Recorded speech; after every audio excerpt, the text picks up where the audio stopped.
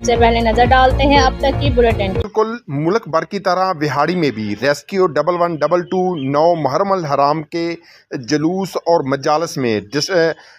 अपनी जिम्मेदारियां अदा करने के लिए district emergency officer Danish Khalil की हिदायत पर स्टेशन कोऑर्डिनेटर सजाद अहमद नेहरा की कमांड में रेस्क्यूअर अपने शहरियों को बेहतरीन सर्विसेज फराहम करने के लिए हमदर्द तैयार है। जी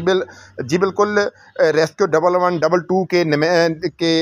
तर्जमान अजीम जट ने मीडिया से गुफ्तगू करते हुए कहा कि हमेशा की तरह रेस्क्यू 1112 विहाड़ी में अपनी जिम्मेदारियां ऐसा तरीके से निभा रही है और निभाती रहेगी और आज 9 मुहर्रम अल हराम के हवाले से जुलूस और मजालिस में रेस्क्यू 1112 अपनी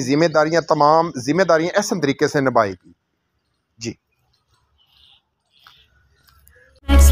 मेरा भी है एतबार, रिश्ते भी चमके चम चम चम चम चम चम चम चम चम चम चम चम लेमन मैक्स लॉन्ग बार चम चम चम चम